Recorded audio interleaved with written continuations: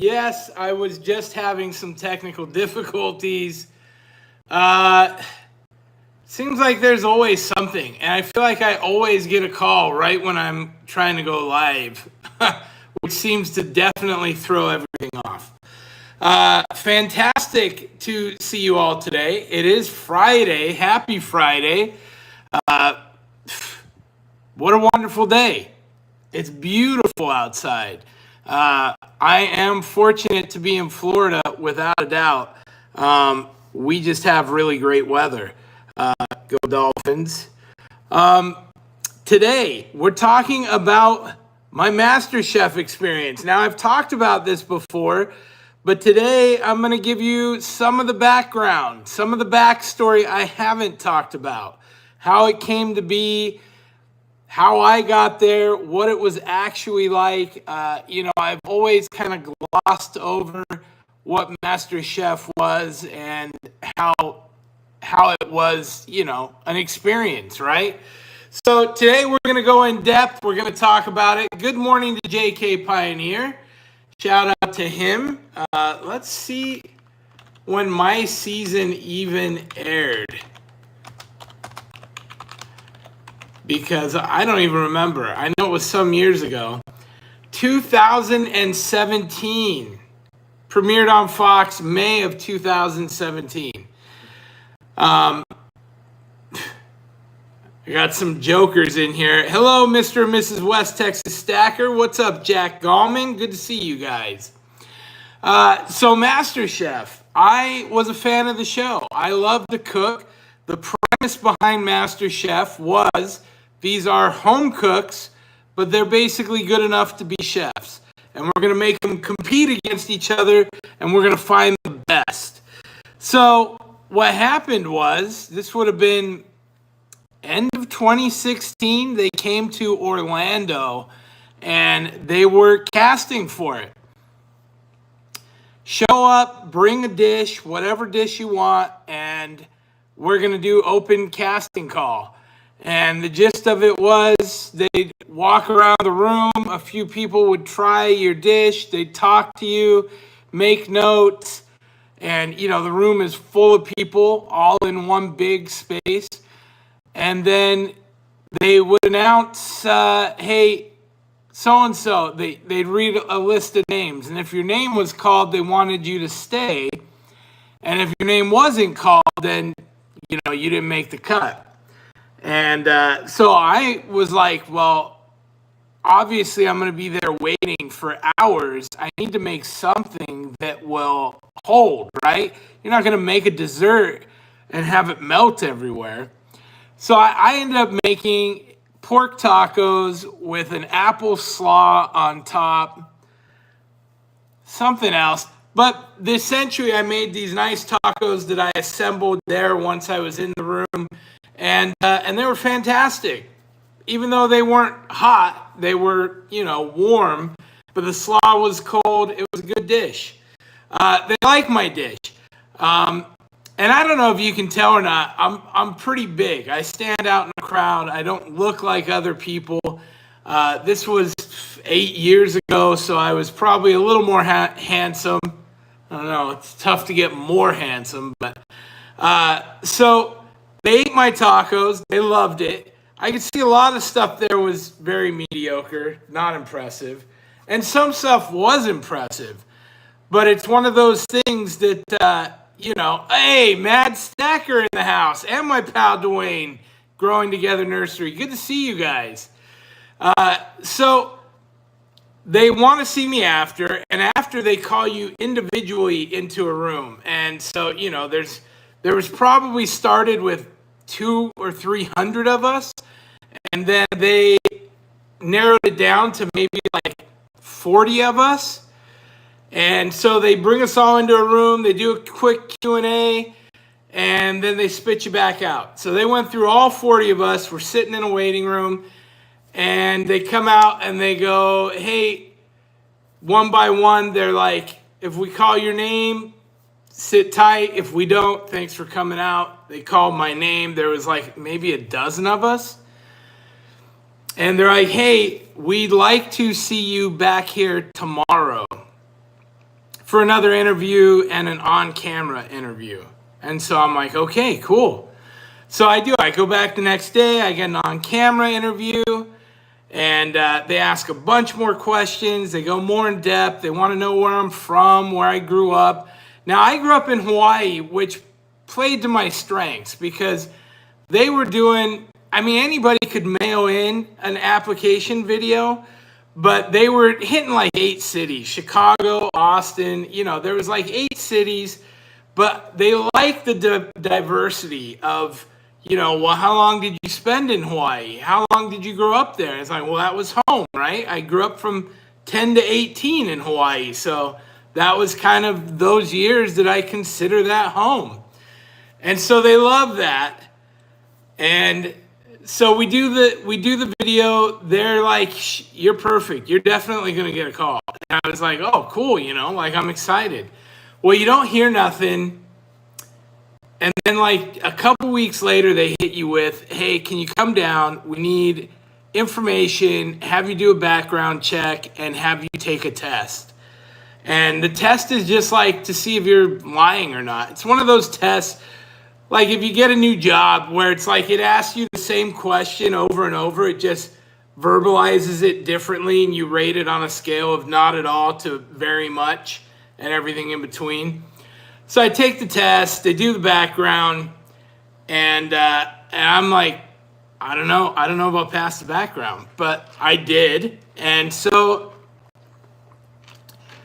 they give me a call a few weeks later. Listen, I think they said they had something like 32,000 applicants, and they're like, you made the top 80. We want to fly you out to Hollywood.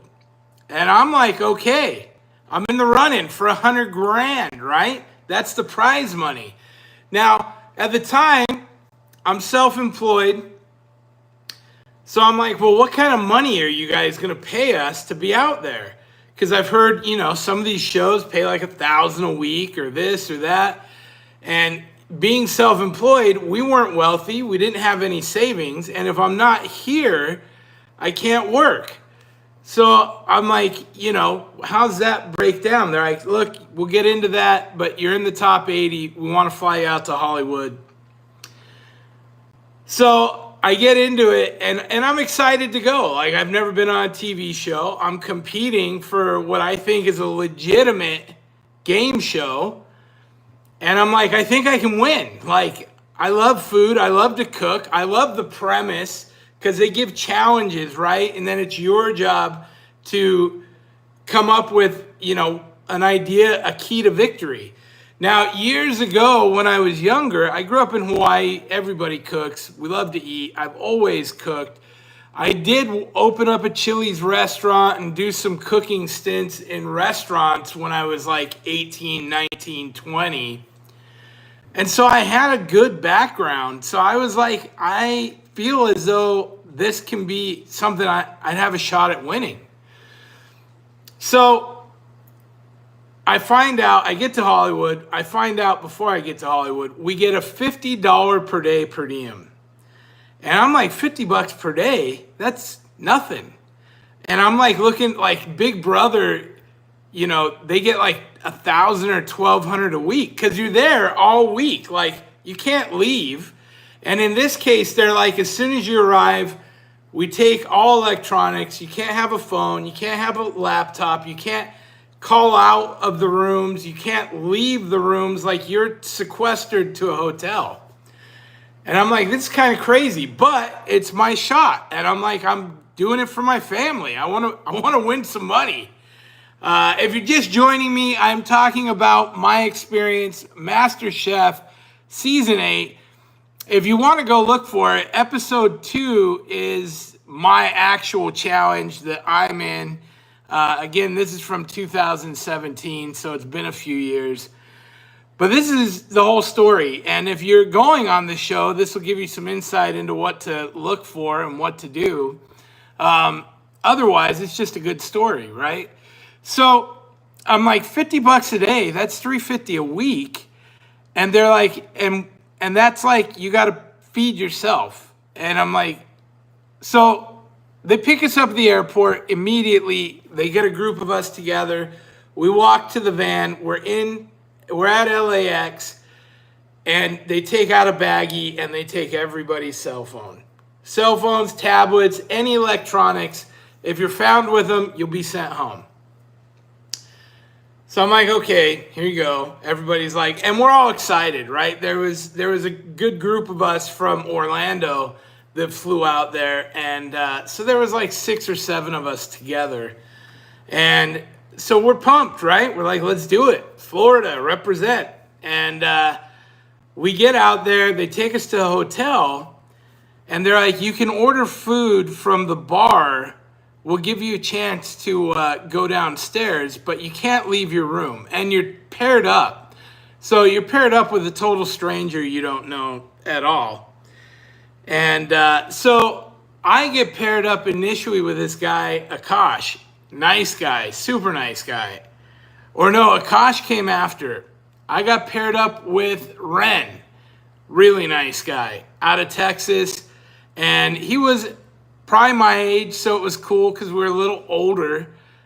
This was 2017. I mean, we're like 39, 40. So we're like, cool. Well, they come take us out a few at a time. We go to the bar, and literally like every plate is like $25. And, you know, most of the people are there just for fun. Most of them are younger. And so they're buying cocktails while they're down there waiting for our food to get cooked. We didn't even eat down there. We had to take the food back to our room. Kind of crazy. And so I'm like, I'm broke. Like, I'm here trying to save my money, and I'm like, $25 for a burger and fries? Like, I'm like, I can't do that long. The next day, they did take us to a grocery store. And so we stocked up on like loaves of bread and stuff like that and brought it back to the room. So I was like peanut butter and jellies and granola bars and a box of cereal with some milk. We had a little fridge in the room. So I'm like budgeting because I'm broke and I know I need to try and save some money to bring back home. Now, this is what sucks. They're like basically pack for 11 weeks. And they're like, if you win, you're going to be here filming for 11 weeks. If you go home early, it could be anywhere from a week to 11 weeks. And let me back up too. The first day you get there, they literally sit you down. Everyone's in a big room. Before you even go to your hotel room, they're like, pull out all your clothes. And I'm like, okay. And so you pull out all your clothes, and they start mixing and matching your clothes to make outfits. And so you're like, okay. And then they're like, try this outfit on. So you go behind a door, try on that shorts and shirt, come out, they snap a picture. Put this outfit on, go on, try it. So you do all that right when you get there. And so the next day, day 2, we do some shopping. We still haven't gone anywhere. And they get us, everyone together, they get you pumped, rah, rah, rah. We're still sequestered to our rooms. So we're not doing anything. And they start calling us down to interview us and stuff like that. And so then they're going to start filming. So they want to get us in the kitchen. We're like, great, let's get in the kitchen. Let's start cooking. And the best part about that was they had craft, right? Craft meant that while you were on set, when they were filming, they had to feed you. So you didn't have to spend your own money.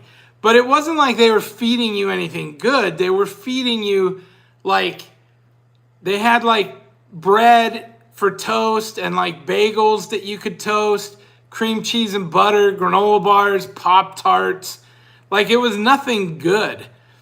And, you know, we're all kind of sizing each other up. There's 80 of us. They're putting us in groups. And so we get this first initial thing. And right now we're just trying to get down to the top 40, which we knew was then going to be pivoted against each other for the battle rounds to get on the show. But the top 40, you're actually on the season, right? You're in. They show you in the beginning doing the battles in the courtyard. And this was the crazy thing too. The kitchen, everything's a prop. So they would drive us in these vans with blacked out windows. They take different routes every time we went there, but we went to a literal parking lot with storage units all around, and it was a prop set in the middle. Huge, big, but it was just a warehouse, and then they filled it in to make it look like we're in Napa Valley or something, right? Or the MasterChef kitchen. I mean, those sinks have 5-gallon buckets that the water is literally running from a water hose hooked up to the water pipes that run to the sinks in the MasterChef kitchen. And it's 5-gallon buckets catching the water that runs off that you use while you're cooking. Like, it's so Hollywood. It's not at all what you think. So they put us in groups. We do the whole thing. We're cooking. We have like this challenge. And, you know, they rate you from this to that. And did you win? Did your group do good? You don't know. You know, they're just trying to feel you out, see what your skills are. And we're like, cool, at least we got to cook. Well, then the next day, it's nothing but interviews. And they tell you, too, like they would slide a card up. They'd knock on the door and slide a card. And it'd be like, we'll be by to pick you up at 9 a.m., wear this outfit. And it has the picture they took of you in whatever outfit. So you're like, okay, here we go. And they didn't take me and my roommate at the same time. They would take us at different times. So it'd be like, hey, Ren, this is you at such and such. Hey, Tom, we need you at such and such. So they really keep you in the dark. And it's exciting, but we joked that, like, I've never cooked so little in my whole life. So we do another cooking competition, like a group cooking thing again. And we cooked twice that week. We did several rounds of interviews. And at the end of week 1, they finally let us go down to the pool towards the end of the week, like all as a group for like 2 hours. Like we were literally stuck in our hotel room all week. So all you did was watch TV and sleep because you couldn't call out, you couldn't leave the room, you couldn't do anything, or you were threatened with being sent home. So that really kind of sucked. I mean, you just talk to your roommate about hopes and dreams, right? So end of the week comes, they bring us all downstairs, get us all together. Here it is. If your name is called out, we want you to go over here and you're going to be going up and getting your stuff packed because you're going home.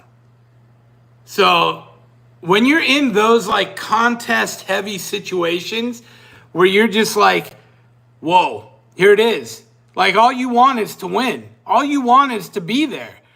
And they didn't call my name out. And so I was still there. And 40 people got sent home. That left 40 of us for the show. And so they paired me up with a new guy, Akash. And we end up having, you know, being roomies. And it's really funny because when I flew in, there was this guy, Mark Togney. And I'll never forget Mark. And in fact, I'm still friends with a lot of these guys. And Mark was a terrible cook. Among other things, he was a terrible cook. And we were all like, oh, Broke Stacker's saying he's surprised they didn't make me sign an NDA. They did make me sign an NDA. We couldn't tell anybody anything. I want to say it lasted like 3 years. But I could very well get a notice from One Potato, Two Potato, which is the company, because they do all of Gordon's shows and a whole bunch more. I may get a notice saying, hey, you can't talk about this at all, and I'll probably have to take this video down.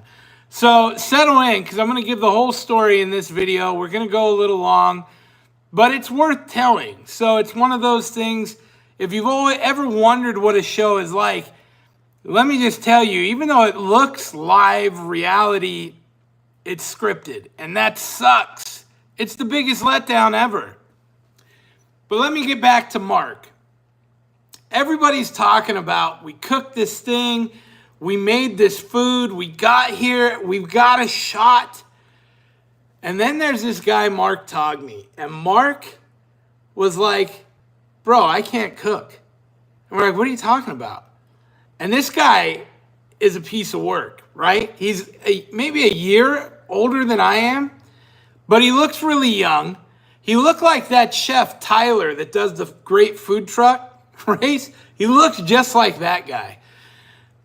He's like, he's like, I don't know how to cook at all. He's like, I literally was busting the balls of the guy that was cutting my deli meats and some people that were up here casting in Oregon for MasterChef was like, hey, we're doing an open call for MasterChef. You need to come. And he's like, I don't cook. My wife cooks. And they're like, no, we're looking for personalities. And he's like, I don't even cook. What are you talking about, MasterChef? They gave him a card, said, come. And so he did. And literally, he makes the top 40. And he's like, listen, I own my own business. I can't be here for this show.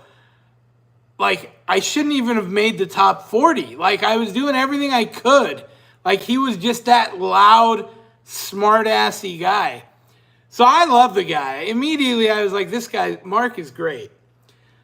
So week 2 comes, and immediately they're like, first thing first, you're going to battle to get onto the show. And we'll tell you who you're going to get paired up against. And they're like, Tom, you're against Cowboy Chef Newton, Mike Newton. And they call him Newton on the show. He actually went fairly far. We were the 2 old dudes. I mean, Mark was as old as me, but we looked older. I had the white goatee already. So we're like, all right, cool. Now, Newton was a nice guy, but he'd had a stroke. He was a real estate guy that just bought a ranch. His story was locked in.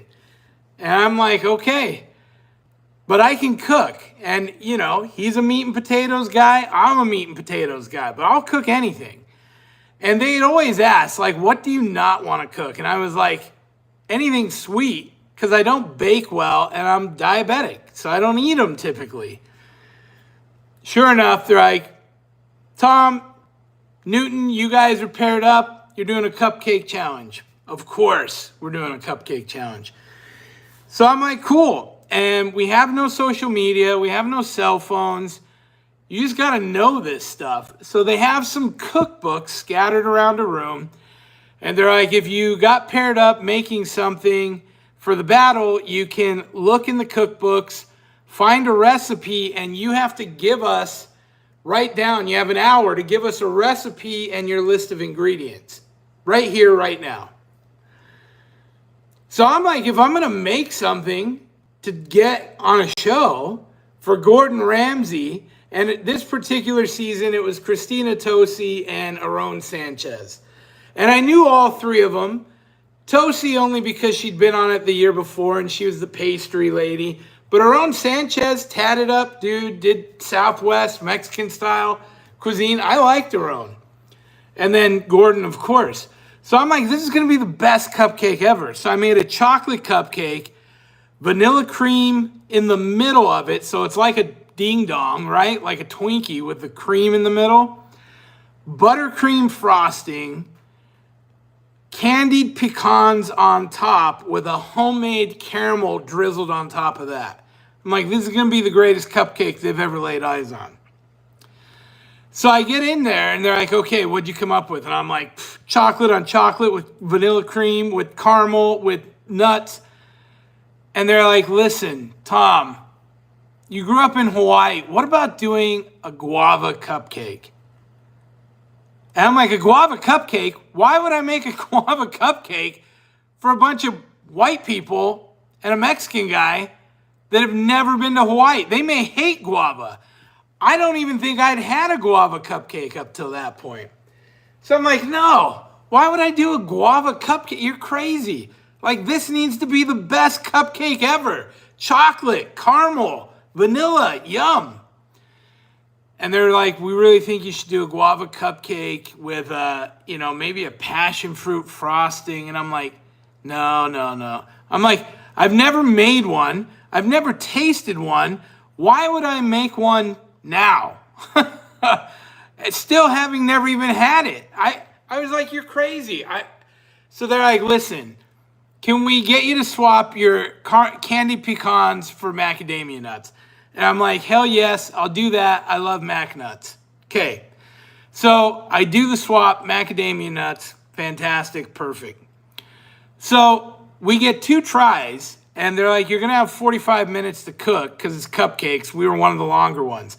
Some of the other people were making like raviolis, or they were making a taco or jerk chicken. Like, we had like the only ones that were doing something sweet or dessert, right?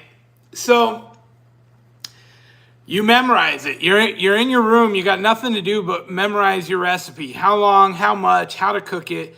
Because when we go into the practice kitchen, no paper allowed, no recipes allowed, sink or swim. You had to know it.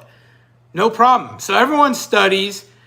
We go in, and immediately, now I have to preface this because all the while they're interviewing us every day. And they really, really wanted me to play up the Hawaii thing. And they're like, listen, can you come out? Now, at this point, I moved away in 95. I wasn't even quite 18. This is 2017, 22 years later.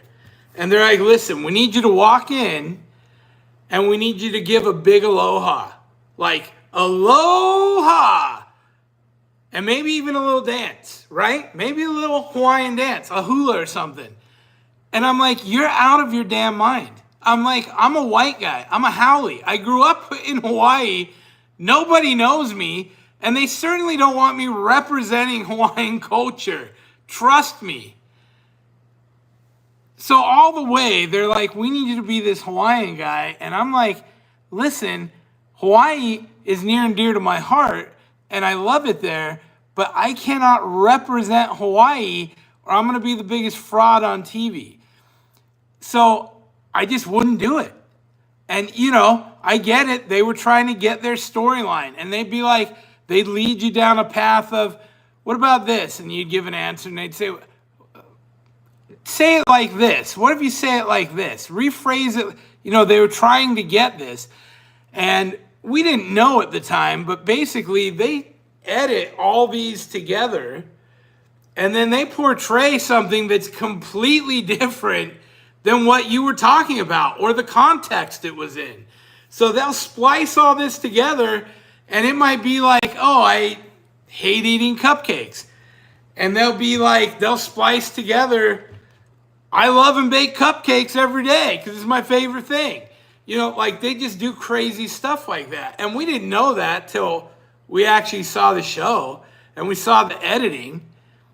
And they make you sign away everything, right? It's pretty crazy. Moving on.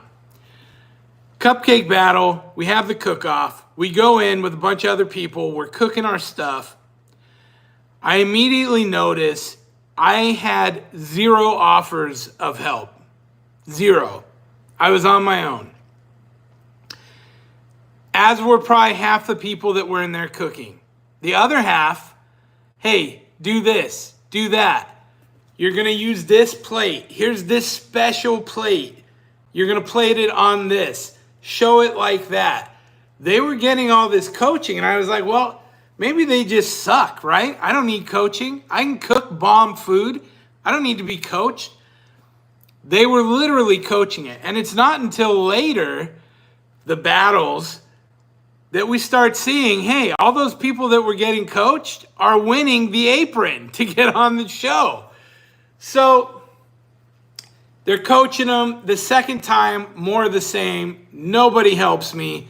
I'm fine. I got this on lock. My food's tight. And I remember one of the things, Christina Tosi had come in and she had just spent a minute and they were like, literally the only wrong thing you can do, the worst thing you can do with a cupcake is underbake it. And they're like, you'll know it's underbaked if this top sinks down like a bowl. Then you know you've underbaked it, you're doughy in the middle, it's no good. That's literally the cardinal sin. So I get it nailed down. People start going in. And we notice it's time to film like the episode. So we're in the Napa looking big gates, the trees and plants. Literally, it's in the middle of this parking lot. And we start seeing there's people being flown in. Families are being flown in. And we're like, they didn't offer to fly my family in. My family didn't get flown in. You know, so half of us are there like, now I happen to have a good friend of mine lived in LA. Him and his wife came down to watch. And it was so hot. I mean, we were dying out there. They're filming. It's literally like a 12-day event. And every time they say cameras are on, everybody cheers. You know, it's one of those things.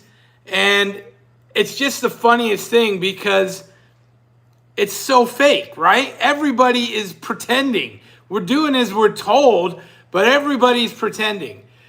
So the battles start going in. Okay, it's ravioli battle. It's this, it's that. And, you know, it's one-on-one. Now there's 3 chefs, right? Gordon Ramsay, the big dog, Aaron Sanchez, Christina Tosi. There'll be 2 people battling. One chef will try one, and the other 2 chefs will try the other. And the 3 would come together and pick a winner. And we're all like, how can you pick a winner if you didn't try both dishes? That doesn't make any sense.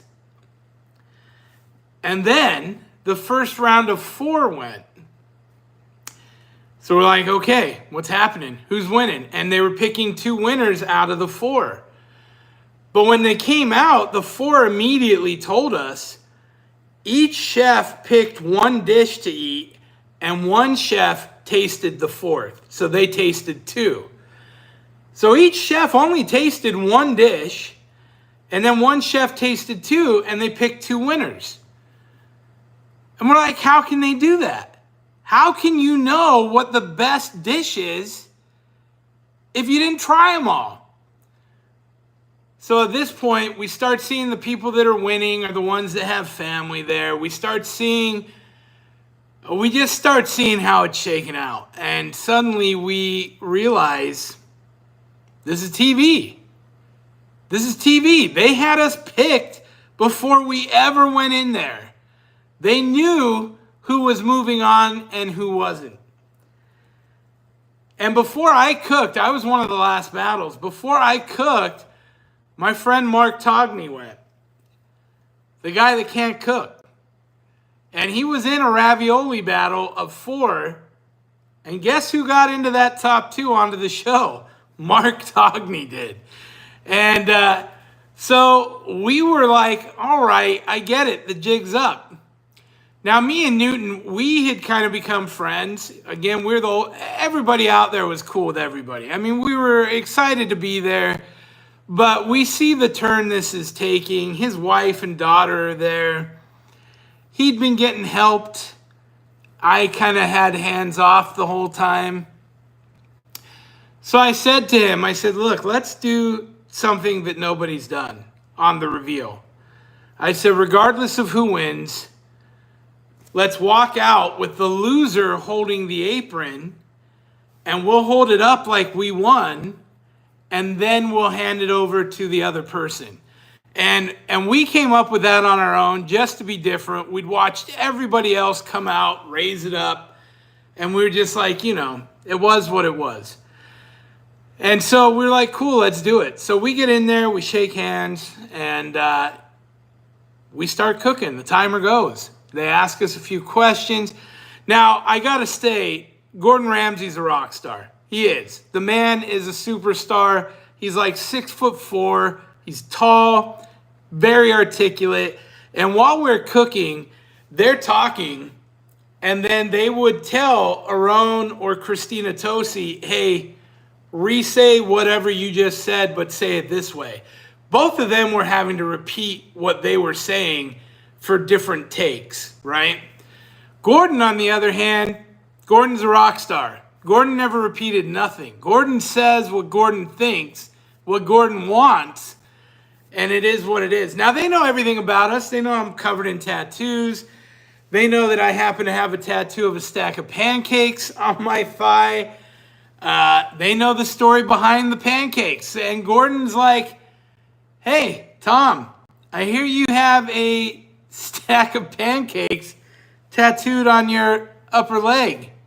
What's that all about? And I'm like, you really want to know? He's like, I really want to know. And the premise was, I used to make really good pancakes. I still make really good pancakes. It was a joke. I had a tattoo parlor for a while. One of our interns drew a stack of pancakes. It looked awesome. And I was like, I'm going to put that on my here area, my upper leg. And I was like, if the women play their cards right, I might make them a stack of pancakes in the morning. It was a joke, but it was funny, and everybody thought it was funny. And anyway, needless to say, Gordon was awesome. We're cooking. I'm crushing it. And it's all happening. Now, Mike is very polished. Whether they walked him through what to say, what not to say, I was like, very slick, Mike. So we get up there. Cupcakes are done. They're about to judge us. And as soon as I look over, mine are beautiful. Beautiful. They're exactly what I wanted them to be. As soon as I look over at Mike's, I see a big sink in the top of all his cupcakes. And I go, yeah, buddy, he undercooked his cupcakes. They said that's the cardinal rule. Don't underbake your cupcake. So I'm like, I've got this. I have got this. So the first one to come and try it, Aaron Sanchez. He comes over, tries my cupcake, tries his cupcake. Now his cupcake was chocolate with a coffee or a, what was it? It was like a chocolate with chocolate frosting with like a bourbon glaze and like coffee sprinkled on top. And so Aaron's like one Texas guy to another. He's like, I can appreciate it. You edge him out. My vote's for you. So then Gordon comes down. And Gordon comes down and he takes a bite of his cupcake. And he takes a bite of my cupcake. And he goes, there is no contest. He says, this cupcake, light and airy, talking about mine. This cupcake, heavy and dense, undercooked, blah, blah, blah. And he tore him apart. He then made him try my cupcake. Eat this. This is what a cupcake should taste like. This is a great cupcake. I'm beaming inside. I'm like, I got this. I am elated, right? Christina Tosi, she's the pastry chef. She comes. She's handing out the apron. She's going to make the choice. She tries them both. So good. So this, so that. The complexities, the this, the that. She hands the apron to Newton. He wins split decision 2-1. Now, the very best part of this entire story, the very best part of my whole MasterChef Season 8 journey, as soon as she hands the apron to Newton, Gordon Ramsay goes, what in the fuck? What the fuck are you doing? What are you talking about? You stupid cow. Like, he goes on a tirade. Gordon goes on a tirade. He lets loose like only Gordon Ramsay can.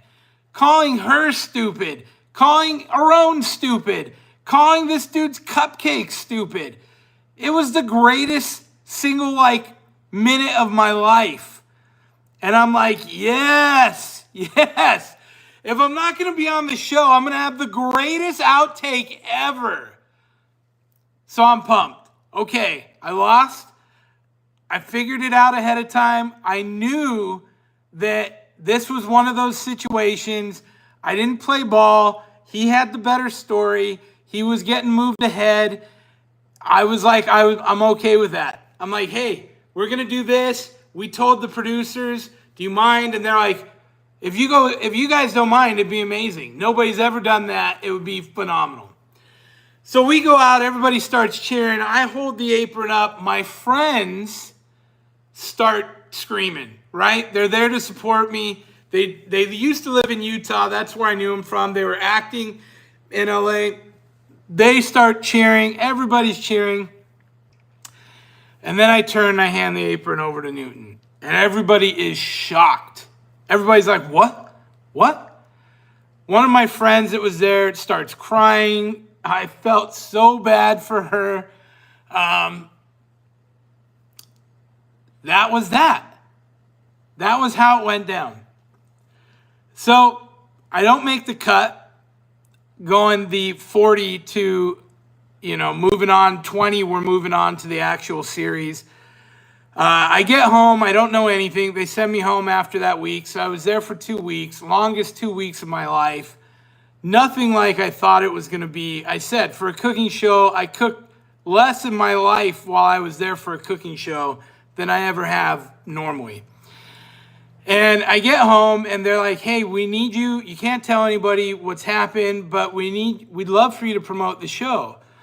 So somebody had called into Fox News. I was like, hey, this guy, he was on MasterChef and they're doing the battle rounds and he lives here in Central Florida. So Fox News reaches out to me and they're like, you want to come in and do a segment on the morning show? It's so loosey-goosey. I'll save this story for another time. But it's one of those things. I like that, Broke Stacker. It is true love if you get my pancakes. I'll tell the MasterChef or the Fox morning segment another time. But the TV show airs. And episode 1, I'm not on. See all the battles, people getting knocked out. Episode 2, and they only featured like 8 of the battles. There was like 16 battles.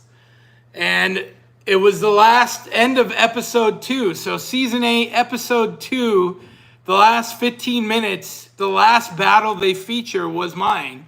The Cupcake battle, me and Chef Newton. And I'm like, here it is. Here's my big day. We're going to see Ramsay, and they edited that down and said there was a split decision. They never showed Ramsay go to bat for my Cupcake. They never showed Ramsay go on a tirade.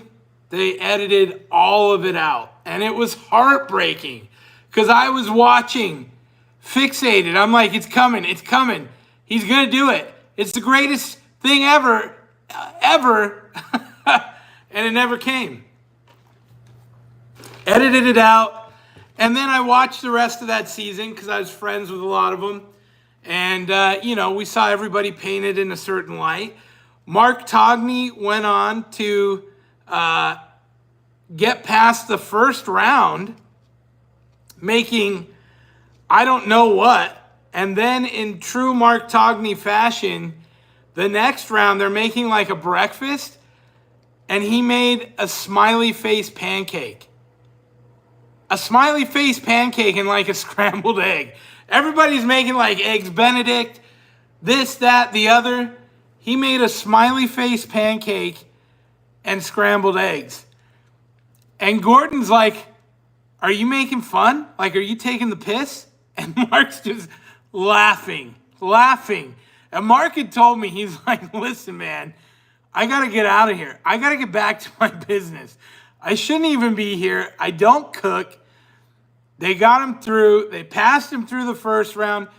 And, it's one of those things. Now, that season, I do want to mention 2 of the top 3s were this guy, Jason, who was next level. Jason Wang, I think his name was. And this guy was, every time we cooked, he was making masterpieces. He had books of menus. He was making notes. He was there with like the microgreens, making works of art. And then there was this other guy, Dino Baby Doll. And he was a tatted up, vegan, smoked a pack a day ballerino from New York. And we were like, that dude's going to win.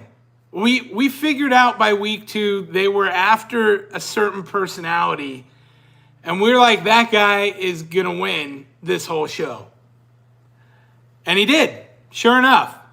And literally all I ever saw him do was eat guacamole cups from the craft room and smoke cigarettes. He was rail thin. He had a really deep voice. He dressed funny. He do pirouettes. Now, I have to preface this because I have since become friends with Dino. We didn't talk much on the show at all. He went on to win MasterChef Season 8, and he's now out of Phoenix. He cooks. He does private chefing. He has gone and trained at multiple restaurants, and he's made a whole career. And great guy, you know, nothing against him. Jason Wang was a high school band teacher. He went on to become famous in Taiwan. Yeah, like legit cooking show, cooking star famous. Famous judge. He went on to do cooking shows. Newton, he had opened a restaurant, a thriving restaurant down in Texas. Still friends with him. Ren went on the cooking show where they cooked the leftovers and won it. He travels and eats, met up with him. I've met up with a lot of these people after the fact, which is actually super cool. And a lot of them have gone on to make their career in food, which is even cooler because nobody was from a food background. This guy, Pastor Chef up in Washington, great guy. He's gone on. They do a whole production teaching kids to cook. They got a restaurant. So a lot of these people have become very successful. Lauren Lawless, she has a cookbook out. She's a private chef. It's very cool, and it's an experience I look back on fondly now. But at the time, I was like, this is the worst experience ever, and it's not legit. Since then, I've never watched MasterChef ever again. And my love for cooking shows, the reality contest type, I just don't even watch them anymore. Once you've seen behind the curtain, it's kind of a big letdown. You know, they're after marketable. They're after what can I do? What's unique? How can I make this a thing? Make interesting TV out of it. They're after so many things that it really is just not about the cooking. And I say that, you know, I would hope that the two that made it to the end were some of the best cooks there, but I know a lot of good cooks didn't get an opportunity because they kept better storylines around. And that's my MasterChef experience. Hey, I hope you enjoyed the show. I know we went a little bit long. They did want a Hawaiian pirate, for sure. JK Pioneer nailed that. You know, had I gone in and was like, "Arr," I definitely would have killed it.